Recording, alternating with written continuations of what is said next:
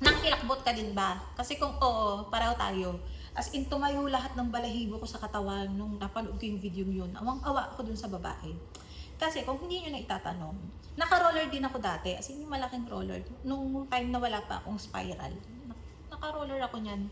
Tapos, may time. Kwento ko lang kung ano nangyari. Muntik-muntik ka na talaga ako madisgrasya. Hindi braso. Hindi braso, leeg. Naalala ko lang din. Kasi nung time na yun, yung kapitbahay namin, marami silang malalaking aso. As in, malalaking aso. Eh kung mapapansin nyo, yung bakery ko dati, garahe lang kasi to. Gawa ko kasi dating harang. Instead na purong semento na bakod, ginawa ko yung lower, yung may singawan ng hangin. Kasi galing dito yung mostly yung hangin. So para hindi kami kulong or may papasok na hangin, nagpa-lower ako. Eh marami silang aso. Kami sa kapitbahay, naayos naman nila. Maayos yung nandito sa compound namin. Time na yun, madaling araw yata or gabi, sulasok na sulasok ako dun sa amoy. And hindi kaya ng sikmura ako kasi nasusuka ako sa amoy. Para hindi ko siya maamoy, wala akong mask. Nung nagkataon, wala akong mask nun. So ang ginawa ko, may t-shirt ako. Yung t-shirt ko, bobo lang. Yung t-shirt ko, manggas. Yung manggas, itinali ko dito sa sa ilong ko, gusto nakaganon yung t-shirt, basta yung magas nakatali ko mahigpit na mahigpit. Para talaga, hindi ko siya maamoy. Tapos nilagyan ko ng alcohol yata or Vicks yung t-shirt. So, time na para pasada ako ng dough. Pasada ako, girl. Yung dough ay kinain yung t-shirt na nakalaylay. So, split seconds lang talaga. As in, dire-diretso, mabilis yung, naka 2 horsepower yung roller ko nun. So, mabilis yun. Dire-diretso siya. Sa katangahan ko pa, allowed nyo, ang door roller kasi, maganda siya pagka mass production yung ginagawa mo, kahit isang sako, kung kaya mong buhatin, or kalahating sako, isang pasada. Tangahan ko pa. Kasi pag ang nangyari doon sa roller ko, may problema. Kapag mabigat na masyado yung pinapasada ko, nag-automatic siya ng hindi ko pa napapacheck up yung time na yun. Nag-automatic siya ng lock. Yung meron kasi yung foot pedal. Kapag inapakan mo yung foot pedal, automatic, matitigil yung makina. Parang yun yung pinaka-stop button niya.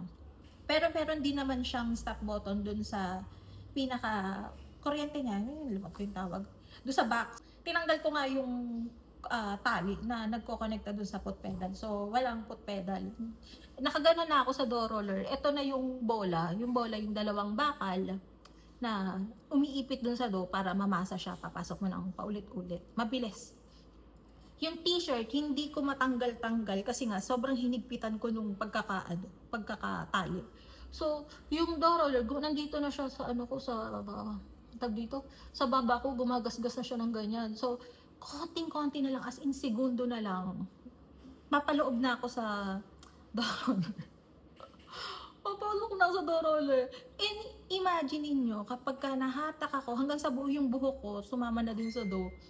Imagine niyo kung dire-diretso akong na kain ng bola, buhok ko, yung t-shirt na hindi ko matanggal-tanggal dito sa ulo ko. Ting na lang, pipitik na talaga yung leeg ko. Pag pumitik yung leeg ko, edi tapos tayo. Nagkaroon ako ng biglang instant na naipatay ko kagad yung sa box, yung switch power ng box.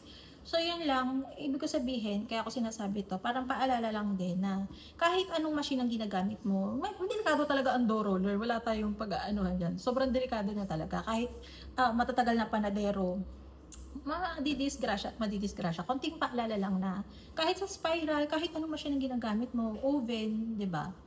May taabutin ka ng disgrasya. So, laging mag-iingat.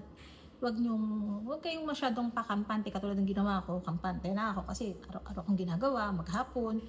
So, kampante akong pasada. Hindi mo maanuhan yung disgrasya, kaya laging mag-iingat. Mag-enjoy tayo habang gumagawa, pero lagi pa rin tayong aware sa mga ginagawa natin or yung pwedeng ginagawa natin na pwede natin ikadisgrasya. Lang naman, naalala ko lang din and para lang din maalala nyo na laging mag-iingat. Bye-bye.